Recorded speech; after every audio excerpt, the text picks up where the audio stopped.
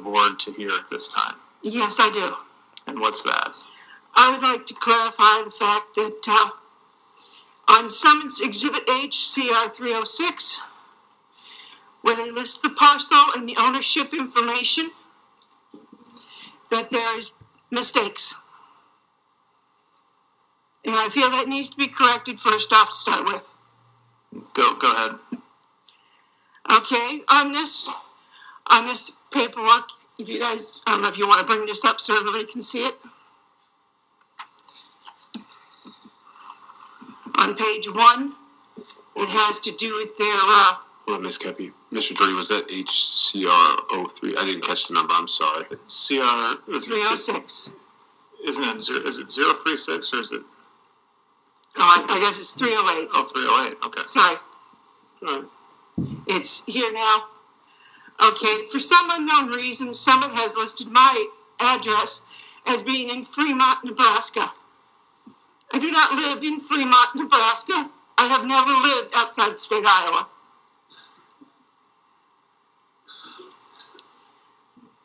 The next person on the list is my nephew.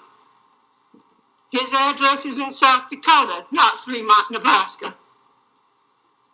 The next one is Jacqueline Peterson. She is my niece. That is her current address in Fremont, Nebraska. The next one is Jedediah Peterson. He does live in Fremont, Nebraska, but he does not reside with his sister. Joshua Peterson is my nephew. He lives in South Dakota, not Nebraska. Jordan Peterson, he lives in Elkhorn, Nebraska, not Fremont, Nebraska. These 5 people happen to be my nephews and my niece. They are my brother's children. Therefore, they have 1/10 interest in this property. I have 50%.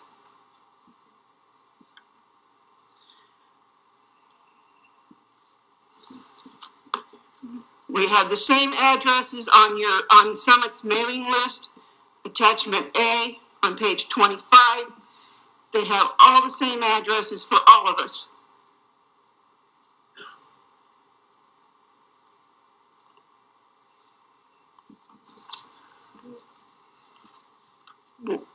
Ma'am, were there additional corrections you believe are important to make?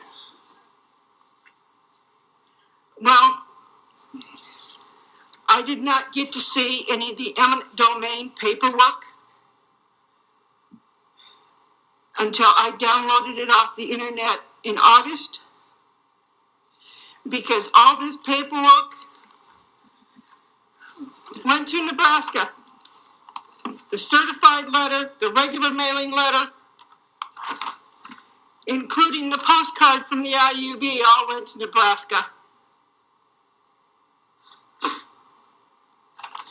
When I contacted the IUB about this, I was told that it was the county auditor's fault.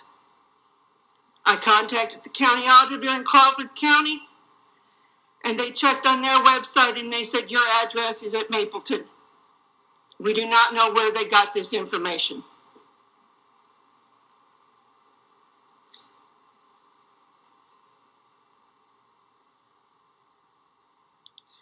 The other 5 members of this that own this ground agree with me that we do not want this pipeline. It is too dangerous.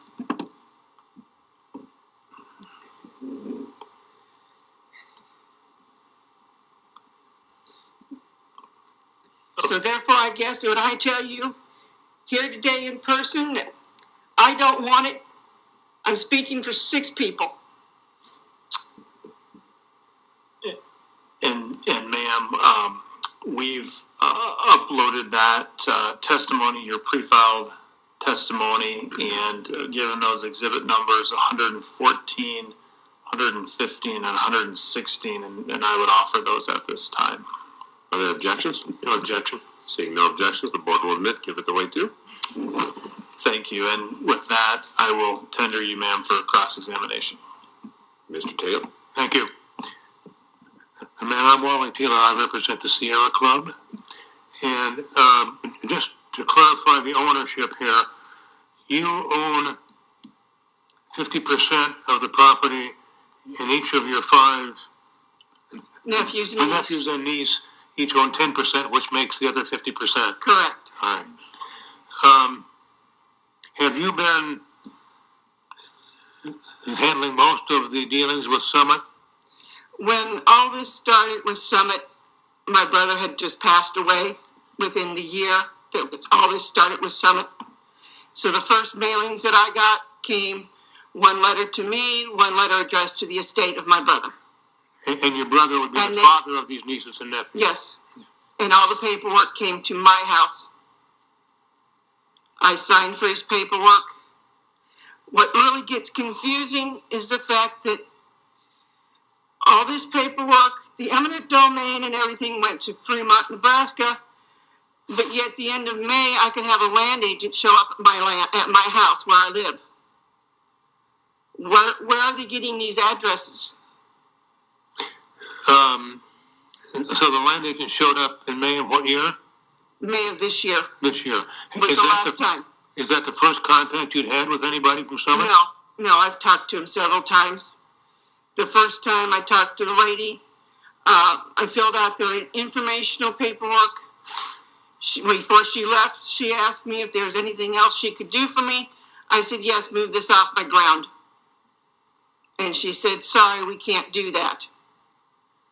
I've asked every single land agent, move it off my ground. Every single one of them that I've asked has told me we can't move it. Well, I was raised, you can only beat a dead horse so much. And then I go to, I crashed the safety meeting that they had in Denison. I think that was April. And then I find out that somebody else asked the guy, well, can you move it off my ground? And, oh, we've moved this pipeline 4,000 times. We're not going to move it anymore. Why was I told I couldn't move it? So, this meeting in Denison that you crashed, what was that? It was a safety meeting. And supposedly, according to Summit representatives there, the emergency personnel was invited to the Boulders conference room in Denison, Iowa, to talk about safety. And the funny thing was, and it was supposed to be open to anybody and everybody, but the only advertisement for it was down in Red Oak, Iowa. How far is Red Oak from Crawford County? 2.5 hours. We were there when it started at 5. We left shortly before 7. There was not a single safety person that came in from the Crawford County area. So the meeting was at Red Oak? No, the meeting was in Denison, Iowa. It was, okay. I wouldn't have drove clear to Red Oak. So who was there? Just landowners who didn't really want the pipeline either, but we wanted to know about safety. Were they going to tell us about the plume modeling? Were they going to give us any safety features? Absolutely nothing. We can't tell you about the plume modeling because of terrorists. Oh, get real. The entire map is on the internet. You just type in Summit Carbon Solutions and you can pull up all kinds of maps. You just simply wait till they got it up and going if you're going to be a terrorist. Come on now, part of the company is Korean? How do you know they're not just a wolf in sheep's clothing, just like the rest of them? I feel I've been done nothing but lied to constantly. And how many meetings have you had with Summit representatives? Well, let's see. There's the first lady, met her a couple times, and then there's some little old man they pulled out of retirement from Oklahoma, and I worked hard to get the other 5 there for the meeting. And he's the one that said, well, you know, your neighbors have both signed. They've already gotten their paycheck. You better sign so you can get yours. I looked at him and I says, you know what? I can't miss what I don't have. He just kind of looked at me funny. I said, your money doesn't mean anything if it ruins my ground. This ground has been the same way it has been for centuries. Way back when the Indians and the buffalo probably went across it. And you want to come along, rip it open, shove a pipe down into it, close her back up, and tell me it's for the benefit of what, maybe 5 years it's going to last? And then technology, it's going to be obsolete. And trust me, I'm not going to ask them to come back in and tear my ground up again. And I'm not even going to have the crops going back the way they should be in 5 years. So when was the last time you met with a summit agent, if you recall? May 24th this year. And A little gal by the name of Stacy Cox. what was the nature of that meeting?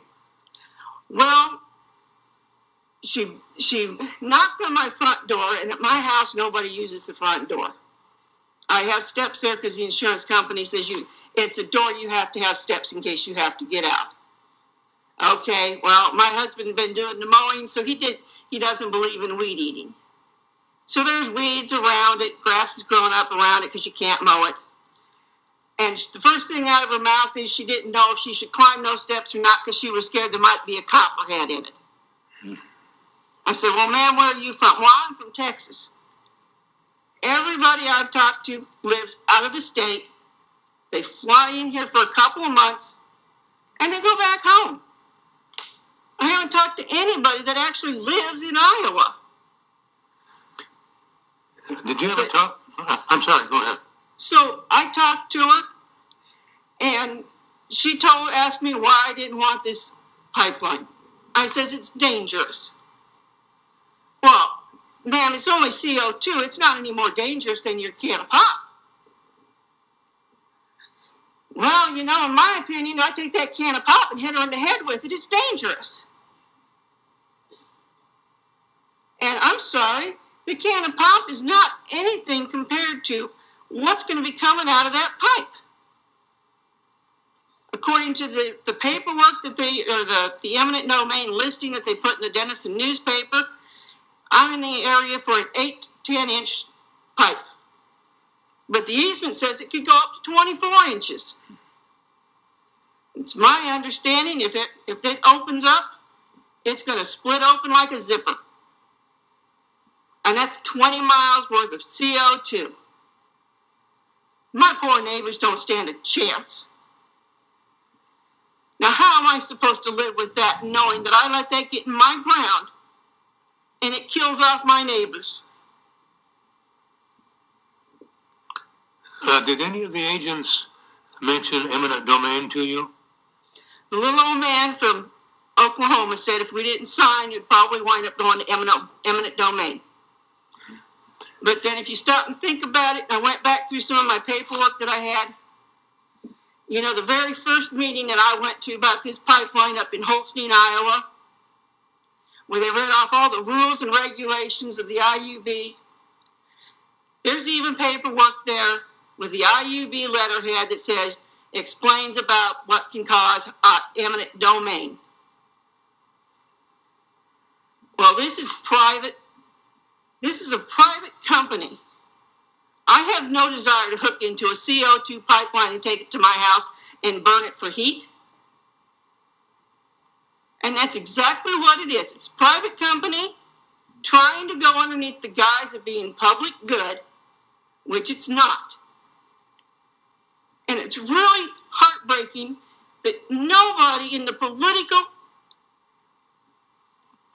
area, I'm sure that's not the right word, but nobody that's politically affiliated with anybody out there wants to stand up and say, yes, landowners, you have a right not to be forced to take this. All they're doing is taking my tax money, putting it in their pocket. And when something happens, which it will, God, I hope I'm not alive when it does, but it will happen. They're going to turn on their heel and they're going to run to the highest mountain, and guess what? It's just like the man before us said. They don't have anything at stake here. When their insurance money runs out, they're going to come after me, and I'm going to lose my ground that my parents, my grandparents, and everybody, and myself, my nephews, my nieces, my grandkids, my great-grandkids, have all worked hard to help hang on to. The head honcho of Summit, the one that started all this, he's not going to lose a thing because it's an LLC on top of an LLC on top of an LLC. The governor's not going to lose out anything.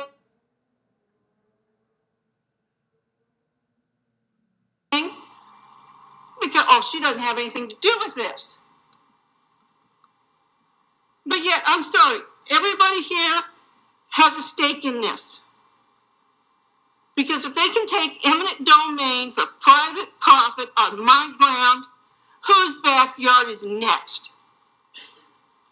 Whose children are going to be the next ones that have something terrible happen to them? You can't dig, you can't plant anything.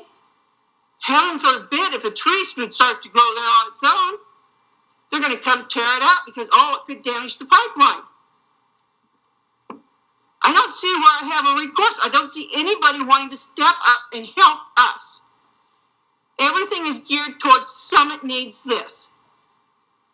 There's other things we can do with the CO2 that are not going to be quite as expensive. It's not going to wind up having to, basically rape the land because that's exactly what they're doing.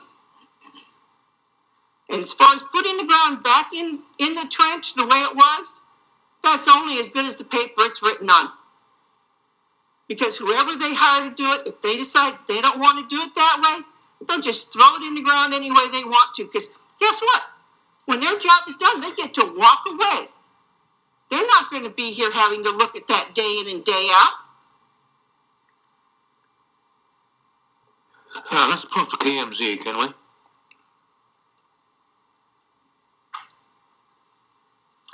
Does that look like your property? Yes. And it looks like the proposed pipeline route goes North down south. toward the west, a part of your property in basically a north-south direction. Yes. Is that where you understood the pipeline route would be? Somewhere in that area, but my understanding as far as the easement goes, they can stuff it anywhere. It looks like there are some buildings to the west. What are those? That's a farmhouse. Okay. I'm not sure if anybody's living there right now, but I do know the family that did live there. If you zoom out further to the south, there's another lady that lives there. Look at how close she is. She can't say a word against this pipeline because nobody will let her. Because it's not on her ground. So, what you're referring to, I think, is some buildings that are along that road. Yes. To the south of your property. But why does it? Oh, so in other words, the person who owns that house just owns that little green area. Yes. I see.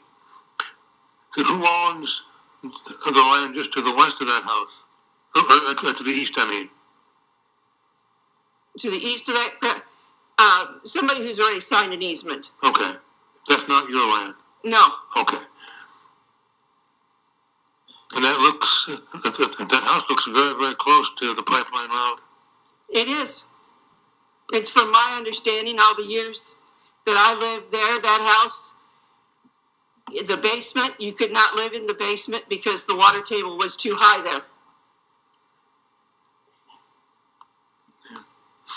And if you go further south, there's another house that I believe they're putting a pipeline in between those two houses. Right. Yeah. But there again, you have people that they can't come and testify against it because they don't own the ground that it's going in. How close would the nearest emergency response personnel be?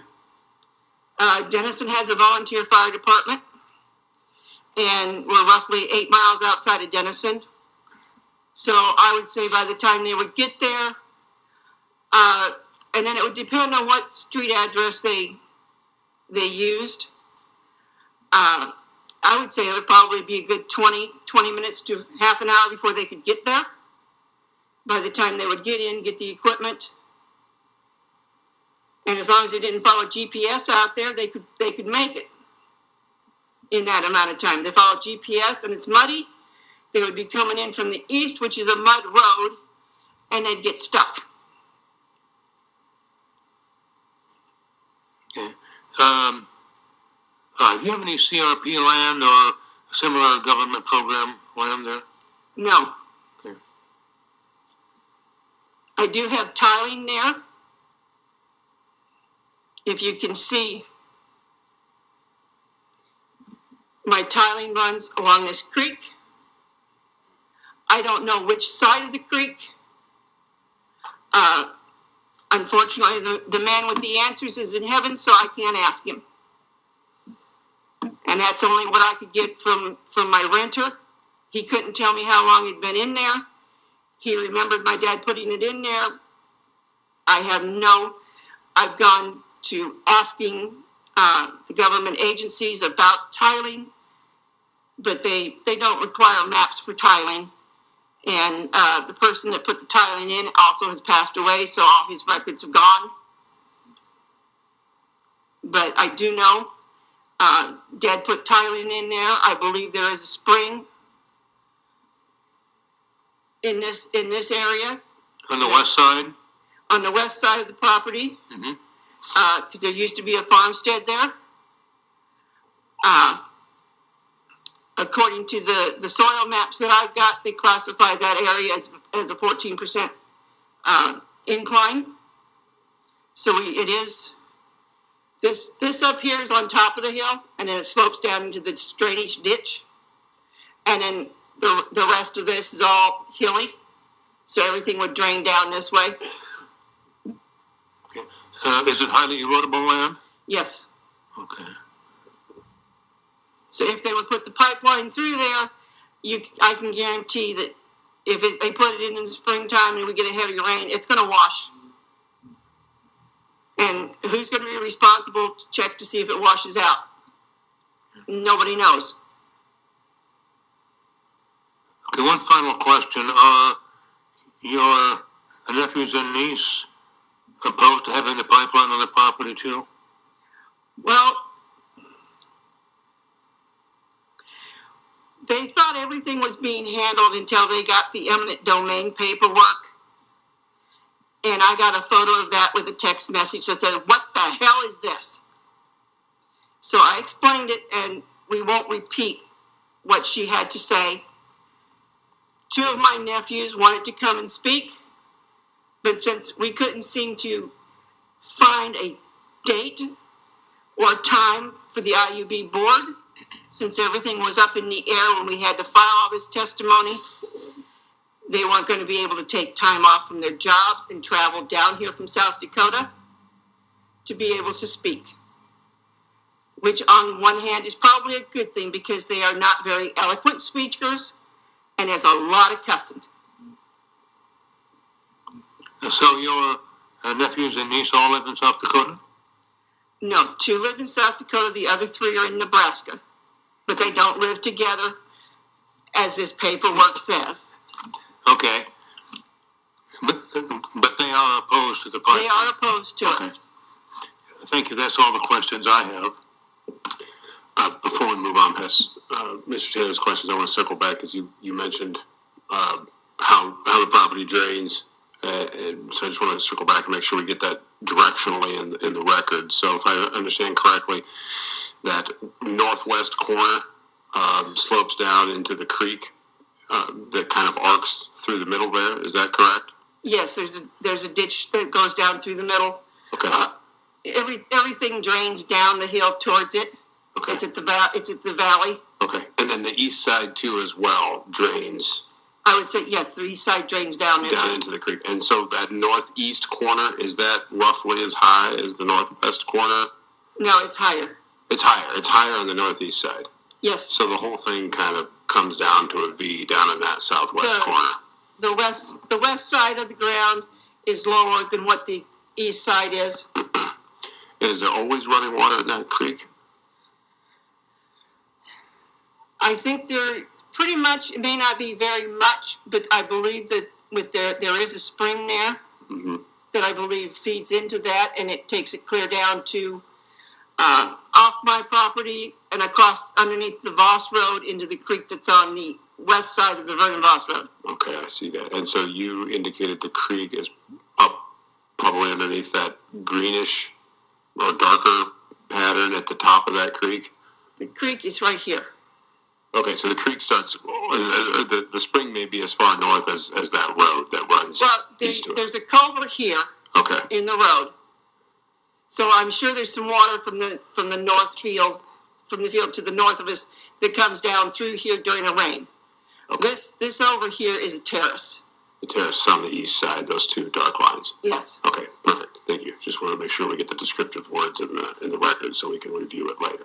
So, Ms. Colas.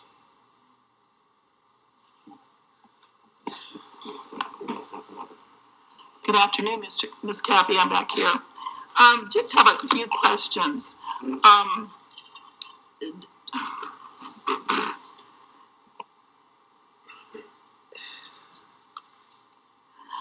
Did you try to discuss with the land agent when you had a conversation of moving the pipeline? I asked them to move it off, and like I said, they told me no. One told me that this was the way the IUB wanted the pipeline to run. And several months later, when I asked another one about it, it's, well, this is the way the engineers say it has to go. We can't move it. And then if I listened to Eric Skovanich, probably isn't right, but when he discussed my ground, he also made a comment that the land to the south, the land to the north, had already signed easements. Therefore, it would be impossible to move the pipeline now. How can it be impossible to move the pipeline now when all it is just a blank easement? You got 40 acres to play with. There's no measurements from the middle of the Voss Road up to where they plan on putting the pipeline. I have no idea other than their map of even guessing exactly where it's going to come across the road at. To the north of my ground. What are they, I mean, when I filed my paperwork, Mr. Jorde said, give them a least worst possible place, if you can think of one. Well, if it has to go on my ground, if you're going to shove it down my throat, then let's put it over here next to the fence line. Because then it's an end row, it's not in the middle of the best crop ground I've got. If it's over next to the fence line, it's 100 feet. Well, it's better than having it smack dab in the middle. Do you have any other easements on your property? There's one from Western Iowa Water. Can you bring up the KMZ, please?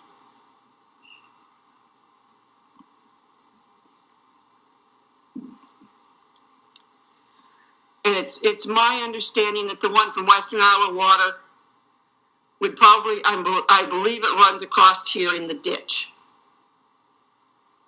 And then it would come on, I don't know which side of the lane, I think it's on the north side of the lane, it would come down into the farmhouse.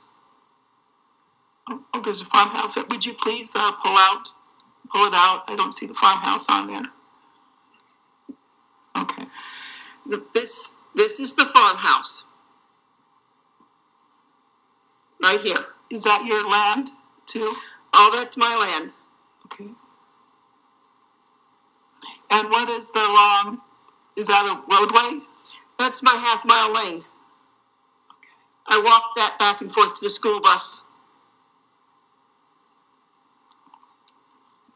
Of course, I was fortunate. My mother told me that I was really fortunate. She would drive us out to the end of the lane in the middle of winter instead of like she had to walk to the school section in the snow. So I was fortunate I got a ride out there, but during nice weather we had to walk out and walk back in. Is anyone living on that property currently? Currently, no, we are, one of my nephews wants to move into there, but the rest of his family doesn't want him to. So we maintain the house, we use it for get-togethers, family get-togethers every month. We do a family get-together, and we all congregate there. The great nieces and nephews, they love that half-mile lane because they have go-karts, mini bikes. They go up and down it. And where else can kids from the city go out and have fun? So you fear for the safety of your family if they put in a CO2 hazardous pipeline? My family, my renter, the neighbors I grew up with. I mean, how do you start to deal with what could happen to them?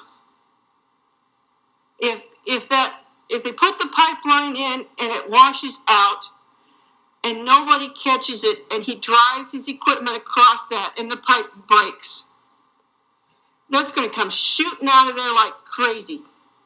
He's probably going to be dead before he even figures out that he broke the pipe. Next thing is, okay, we're 8 miles out of town. If there's nobody around, who's going to even know that he's dead in his cab? How many people? If you back it up further, it's going to start. If it starts here, it's going to follow down here. It's going to come to this creek bed, and it's going to go. It'll follow that creek. That creek goes all the way into Denison. It's all low-lying land where that creek is at. And it's going to come out at the Boyer River, and right on the other side, down from where it comes out, is Smithfield Farms. That's a packing plant. You got how many people that live there or work there? You got how many hogs that are going to die? And guess what? If Smithfield decides to sue me, I'll lose my family farm.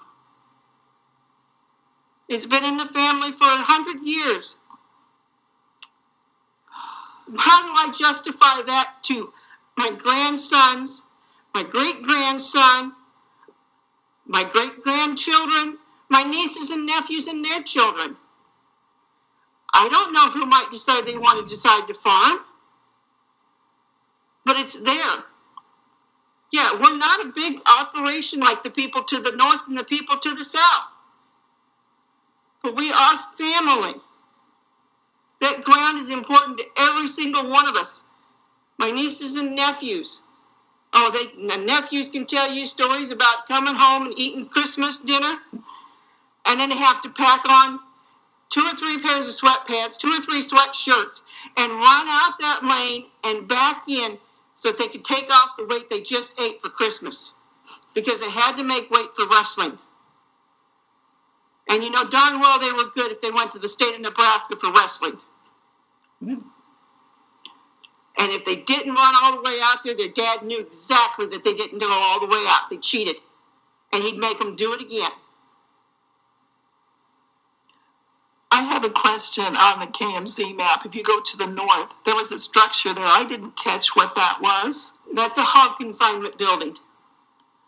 Oh, and about how many hogs? Do you not have any idea? I would say I'm roughly guessing, I would say it's probably 3,000. It's up on top of the hill. So I'm not, it would be high enough up that it wouldn't be affected right away. But like I said, the other disadvantage is this is where the gravel ends. All the rest of that, clear over for a good mile until you get over to here. So from here, from the east side of the section to my lane, that is all dirt, all downhill dirt. And that's why I said as long as they don't follow GPS, because I've tried ordering flowers for my mother at Hy-Vee. I gave them written instructions on how to get out there. They didn't bother to follow those. They followed GPS, which brought them out here and this way, and the lady had the nerve to tell my brother that she almost got stuck in the mud. There's a sign that says gravel ends ahead, but evidently nobody knows how to read nowadays. So there's great concern in certain times, in certain climates, or certain times of the year, that anyone would be able to rescue those people close to the pipeline if there's a rupture. That's the point. You can't. How can you predict how fast it's going to come out? At the very first meeting in Holstein, I asked if there was a pinhole leak, what would you see? Are we going to have an earth geyser? You know, I'm thinking Old Faithful only with dirt flying through the air because all of a sudden we have a rupture. I was told, if it did, you'll never even notice it. The only thing different you're going to see different in that field is your crops might be just a little bit greener in that area. Excuse me, in the last 2 years, the things I've learned, how cold that stuff is, it's going to freeze. And once it freezes, what's going to be left of the ground once it ruptures? 20 years at least after the natural occurrence in Africa, where the CO2 came off the land, off the lake, flipped, and over 7,000 people were killed, and cattle. 20 years later, there's still nothing growing there. There's no insects. There's no green vegetation whatsoever because it's killed the ground. What happens to my ground when it does that?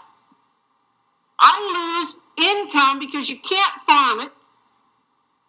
That's if I have any ground left, because if something happens to my renter, he's got 2 boys that I know for a fact want to go ahead and rent that ground when their dad retires.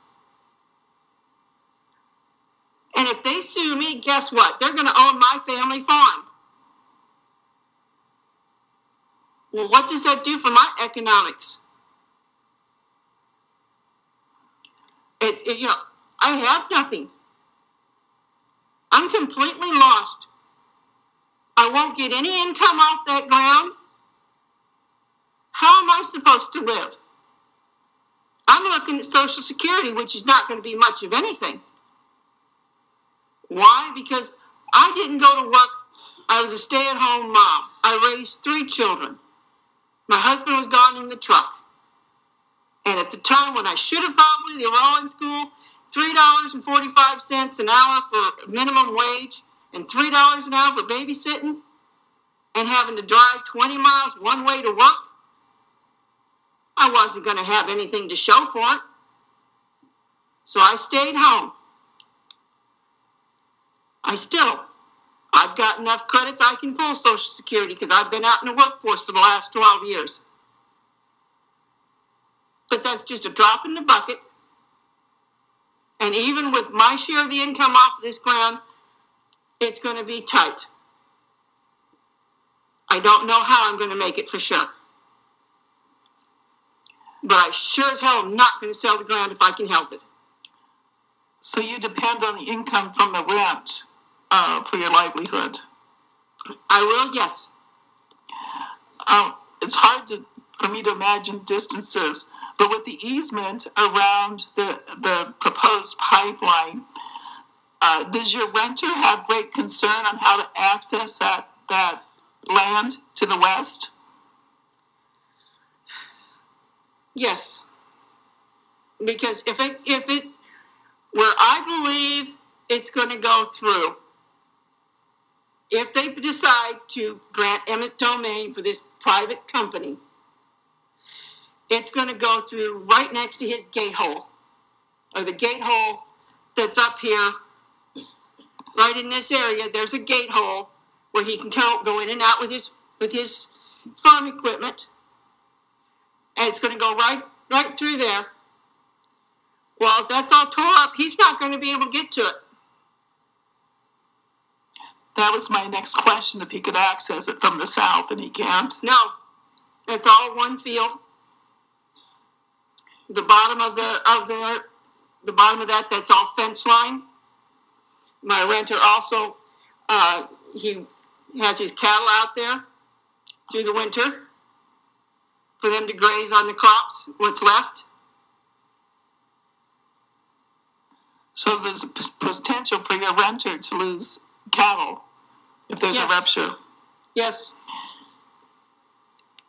Has he mentioned to you great concern about the pipeline and his ability to farm your land, the risk?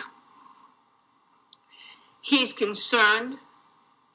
He hasn't said a whole lot to me because he knows I'm very upset. And he doesn't want me to stroke out on him because this is very heartbreaking with everything I've watched my parents do to maintain the ground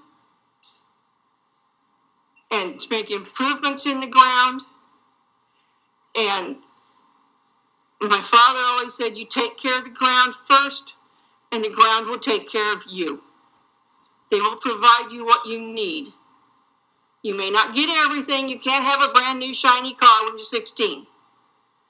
But if you're lucky, we'll find a good used car that will get you from point A to point B. Because where else do you really have to go? Are you concerned about the compaction around this proposed pipeline and what it could do to your ability to grow crops in the future?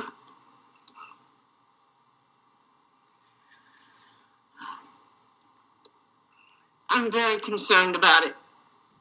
I've read some of the testimony of their, whatever the plan, the reclamation plan, and you know how they're going to come in with this great big hook and run it through there to break up the subsoil from everything before they put the soil back on. I heard the one guy testify that, or read that he testified that the best way to get that broke up after that is to plant turnips. Why are we going to grow turnips in Iowa? Will they even grow in Iowa? And what am I going to do with a 100-foot track of turnips? What is the market for those?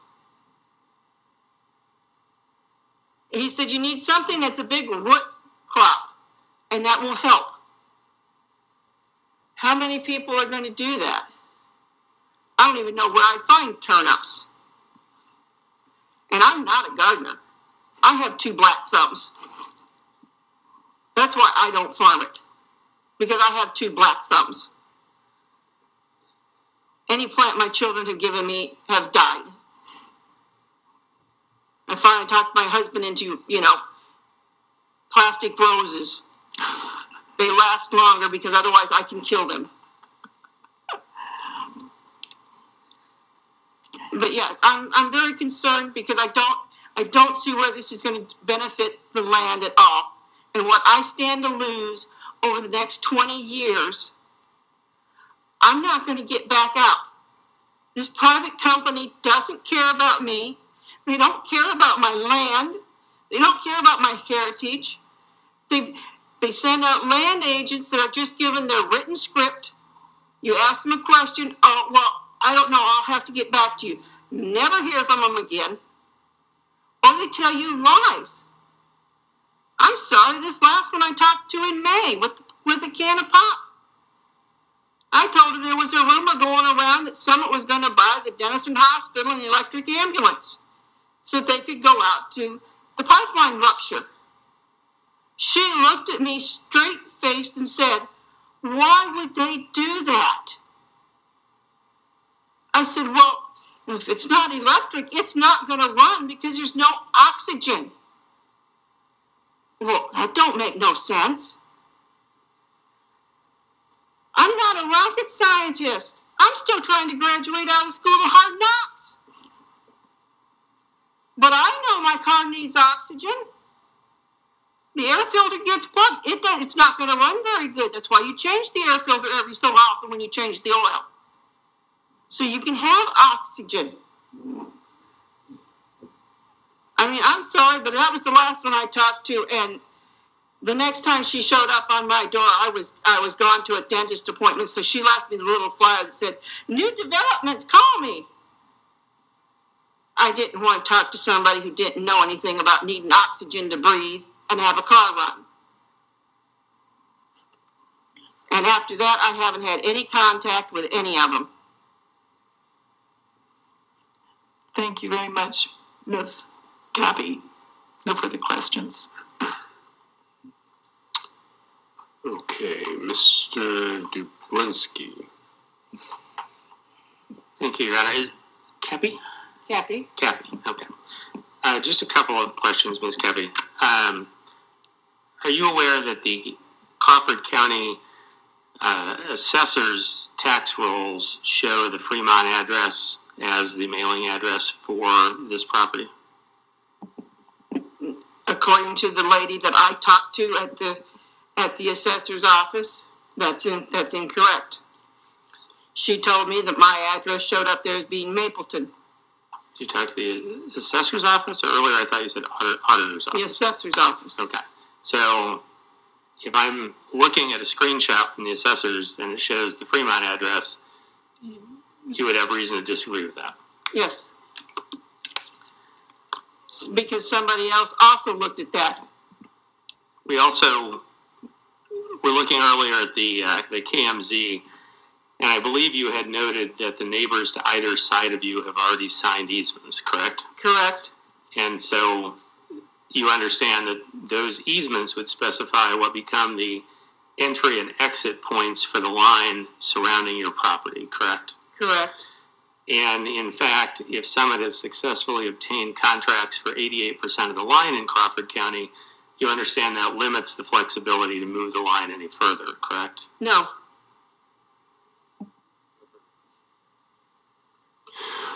Mr. Jorde for redirect. Yes, so on that easement piece, I'm sure throughout the last couple of years you've become aware that Summit's easements talk about approximate locations. Are you aware of that? Everything I have seen, yes, is approximate. All right, and you would agree, even if someone had signed an easement with an approximate location, that's not some prohibition from moving the route on their land, correct? Objection, Your Honor. State the objection. Calls for speculation. They have no idea what was involved in the private negotiations for those voluntary easements. Mr. Jorde. But that's fine. I'll ask another question. So, ma'am, because you don't know what's in the terms of any quote-unquote voluntary easement, and because Mr. Dublinski hasn't put that in the record, there's no evidence, is there, that easements and pipe location can't be changed? Correct. The way it looks to me, it's just a blank easement. There's nothing specified on mine, not even on the KMZ map. This many feet in is where we're going to put it. It's just, this is where we want to put it. This is where we'd like to put it. So the bad thing is, if they move it to the west end of my property, I'm sure it's going to move it closer to poor Mrs. Poyle. And she's not that far away from the property now, from the pipeline now. So I don't understand. I've looked at seen all these other KMZ maps up there where the pipeline goes diagonally, and then for no apparent reason, it suddenly shoots off in the other direction. But yet, from my ground, we have to have a straight pipeline. And according to Mr. Eric, in order to move it to the west side on my property, we have to put in all these U-shaped things, which means we have to put a bigger hole in the ground, which they're going to put on one end of my ground anyway if they're going to bore underneath the road. That's my understanding. You got to dig a hole to bore it underneath there and put a hole on the other side. So why can't we move it over? Nothing, to me, the way it seems to me, nothing is set in stone, except they're being stubborn and they don't want to move it. Ma'am, I've seen you here throughout, maybe not every day, but many days. How long have you been waiting to have a chance to testify and tell your story?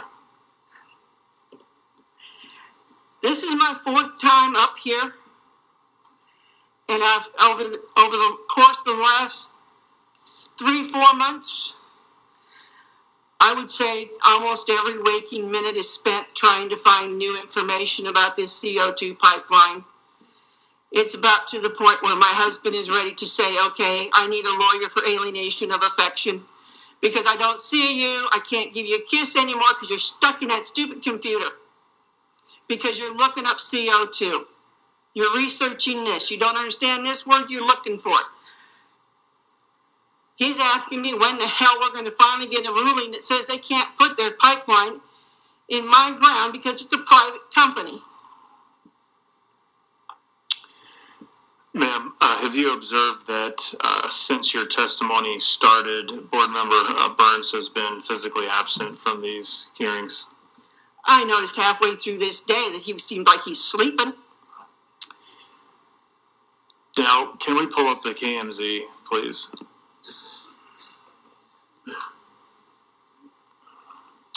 Can you zoom out just a bit? Thank you.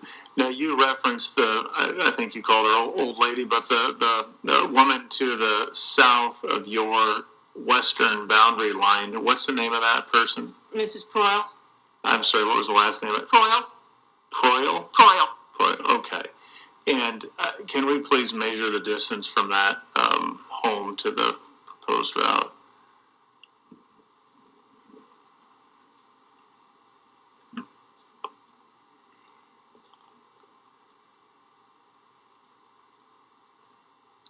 (351 feet).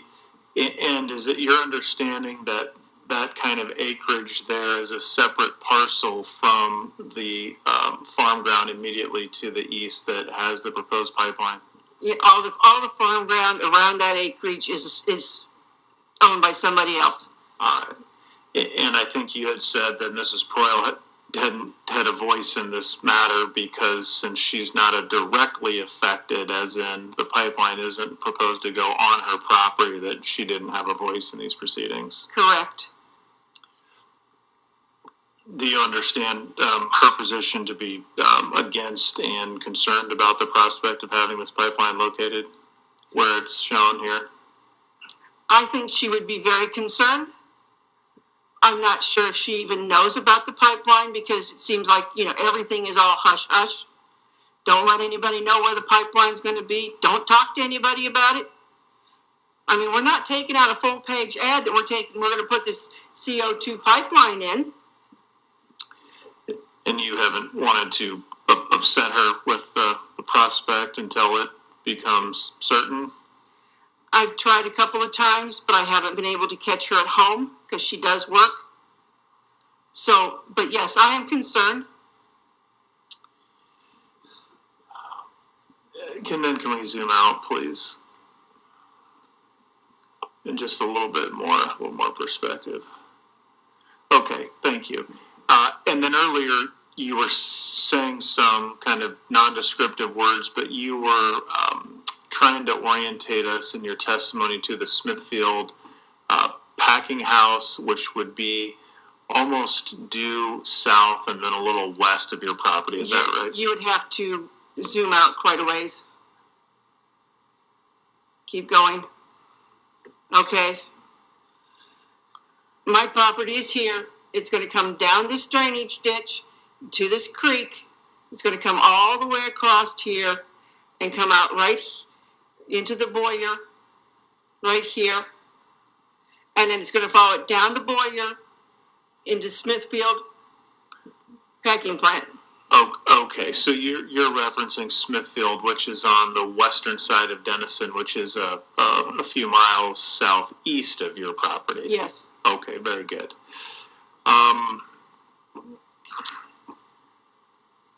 And I think you covered your conversations with, did you have conversations directly with Mr. Skuvanek at any time about a reroute? No. Okay, so when you were referencing Mr. Skuvanek, I was referencing his testimony when that he testified here in front of the IUB board with the guy who's missing. Board Member Burns, when Board Member Burns asked discussed my property, he went through Mr. Skuvanek a list of folks that had requested reroute and brought up your property. Well, he was going through everybody's all the Exhibit H landowner parcels, and he was asking about doing that I had put on in my pretrial testimony that I asked to have the line moved to the west edge in the fence line or next to the fence line, and he said that, you know, we can't do that. Let's see here. We've executed easements on the north and the south part of this property, so the point of entry and the point of exit is pretty well established, so it would be very difficult to adjust the route. So even though on the south entry point that adjusting the route would be simply moving it a couple hundred feet to the west, is that right? That's the way it looks to me. And then once you would make that adjustment, then you would exit your property on the northwestern end and then enter in a property pretty close to where the line already is. If they would bring it over here, they could run it right up alongside the edge of my field. Okay, and do you see any particularly out of the ordinary features in the area of where you're proposing a reroute to the area shown on the KMZ where Summit currently has the route located? I don't know why they couldn't do that. Okay. Further north of me, in the middle of some field, they've got a jog. I don't know why, but they have a jog in the middle of the field. I've looked at this, you know, this bigger map, and I just don't understand sometimes how they've routed it. Okay, and then I have a very important last question. You mentioned your lane is a half mile back and forth, and that you'd have to walk it back and forth. But sometimes in the snow, your mom would drive you. Is that right? Yes. Is your lane uphill both ways? Well, actually, going out the lane it's uphill, but coming back down the lane it's downhill. All right, thank you. I don't have anything further. Thank you. Your excuse. Appreciate it. Mr. Jorde, next witness. All right, George Cummins. Okay.